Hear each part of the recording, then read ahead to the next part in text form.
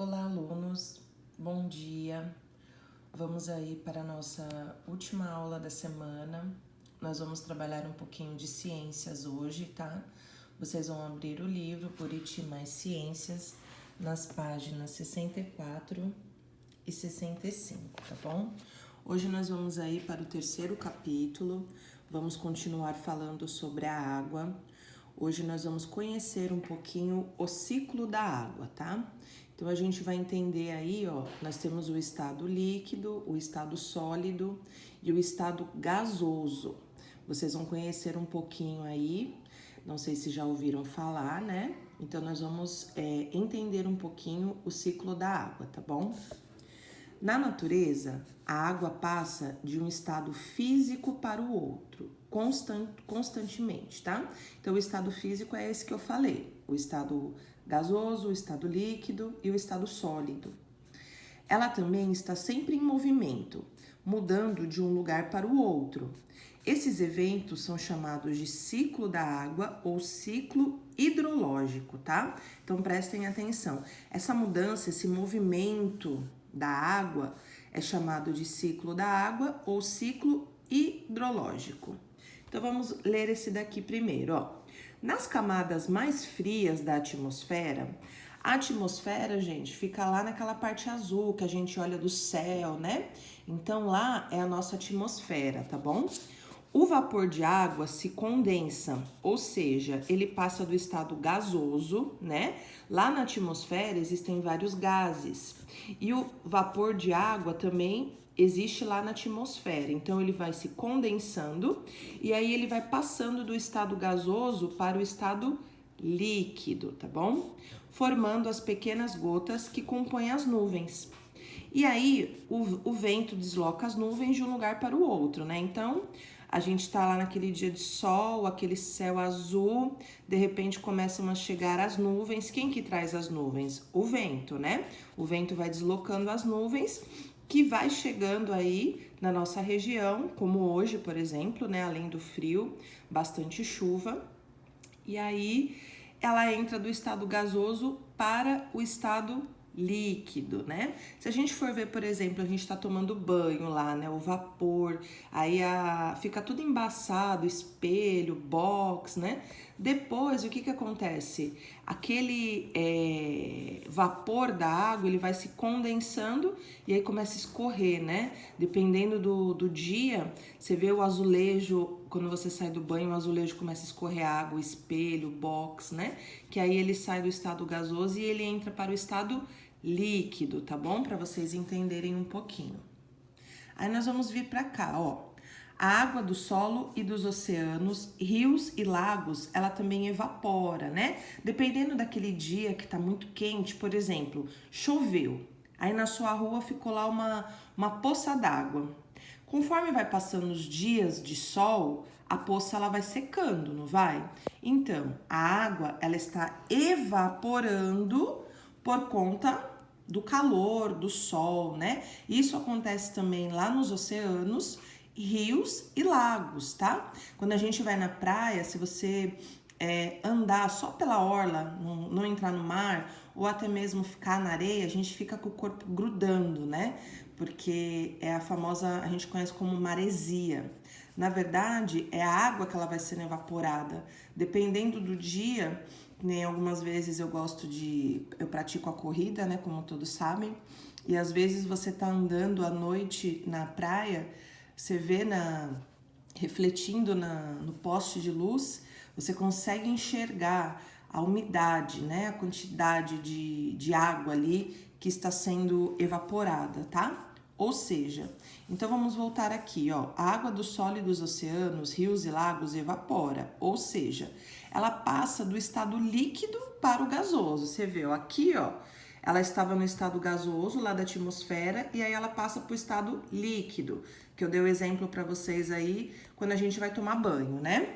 E aqui é o contrário, ó. A água, ela está sendo evaporada por conta do calor, do sol, né? E aí ela passa do líquido, ela volta a ser gasosa, tá? Formando o vapor de água. Os seres vivos também perdem água na forma de vapor, por meio da transpiração, por exemplo. Esse vapor de água vai para a atmosfera. A evaporação aumenta com o calor do sol. Então, foi como eu falei para vocês aí, o exemplo, quando a gente está naqueles dias muito quentes, o que acontece, né? A gente sua muito, né? Principalmente aí os meus alunos, na hora do recreio, né? Quando a gente volta para a sala de aula, é uma criançada suando horrores, né? Fica, posso tomar água, né? Porque o nosso corpo também transpira, tá bom? Através aí do suor. E todo esse vapor, ele volta para a atmosfera, na verdade, a evaporação aumenta com o calor do sol. Aqui, ó, vamos lá. Quando as nuvens estão carregadas de pequenas gotas, ocorre a precipitação, ou seja, chove, tá? Então, quando as nuvens ficam bem carregadas, que é no caso no dia de hoje, né? Chove. A água volta para a superfície da terra. Se a temperatura estiver muito baixa, ela pode passar ao estado sólido, antes de atingir a superfície, organizando a neve ou granizo, né? Então, se vocês olharem aí, se vocês procurarem hoje o site da Record, que chama R7, vocês vão ver que lá na região sul houve neve esta madrugada, né? E aí é o outro estado. Qual é o estado sólido? No caso da gente falando do clima, né? Do ciclo da água no planeta, o estado aqui, ó, é a neve ou granizo, né? Como que a gente deixa a água no estado sólido na nossa casa? A gente congela, né? Então a gente pega lá aquelas forminhas, coloca a água e põe no congelador, que vira o gelo, né? O gelo é o estado sólido da água, tá bom? Se você deixar o gelo, tirar a forminha do freezer e deixar em cima da pia, por exemplo, depois de um tempo, o que vai acontecer? Vai derreter e vai entrar no estado líquido, né? Então aqui, ó, nós estamos falando um pouquinho do sólido. Dependendo da temperatura, que nem esse final de semana, nós vamos atingir a temperatura mais baixa do ano, né? Aqui no Brasil. Em algumas regiões do país vai haver a neve, porque a temperatura está muito baixa. Então tem a neve, o granizo também, né? Que é aquela chuva que chove, parece umas pedrinhas. E também tem a geada, né? Dependendo do frio, quando a gente acorda, os carros, né? Aqui na nossa região não tem muito isso, é mais na região sul do Brasil, né? Acorda com o carro com aquela camada de gelo, né? Aquilo é o estado sólido da água, tá bom? Na superfície da Terra, a água chega aos mares, rios e lagos. Uma parte dessa água se infiltra no solo e fica armazenada nos depósitos subterrâneos da água, né? De água. Nós já vimos aí nas aulas anteriores que a água potável no mundo ela é bem baixa, né? Se eu não me engano, são 4% de água potável no mundo. E aí, ó, uma parte dessa água que volta aqui para a Terra, por exemplo, a água da chuva, tanto dos mares, dos rios, dos lagos, ela se infiltra no solo e fica armazenada nos depósitos subterrâneos de água, né? Isso é para não faltar água pra gente, né? E também pra gente ter um solo irrigado, né? Porque senão a água, o solo começa a rachar e aí você não consegue ter uma plantação, né? O que acontece em alguns lugares do Brasil, principalmente lá no Nordeste, no sertão do Nordeste, onde fica meses sem chover e você vê aquela terra seca, né? Toda quebradiça, porque não tem a infiltração de água nestes solos, tá bom? Aqui nós temos só o glossário para vocês entenderem, né? A perda de água pelo corpo, que é o suor, e o granizo, que são pedras de gelo que precipitam com as chuvas, né? Não sei quem já viu aí a chuva de granizo, eu já vi na minha vida, assim, eu acho que eu já vi umas 3, 4 vezes, não foram muitas vezes. Não é muito comum aqui na nossa região, mas de vez em quando acontece, né? Então, só para vocês entenderem aí o ciclo, tá bom? Nós falamos dos estados líquido e gasoso.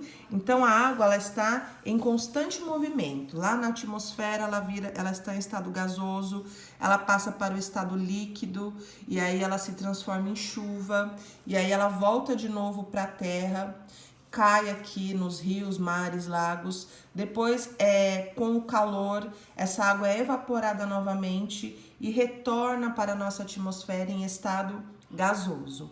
Nessas condições, quando a temperatura está muito baixa, quando vai chover novamente, em alguns lugares, né, acontece a neve ou a chuva de granizo, que a temperatura é tão baixa que acaba congelando a água e passa para o estado sólido, tá bom? Só para vocês entenderem o ciclo da água, estado líquido, sólido e gasoso, tá bom?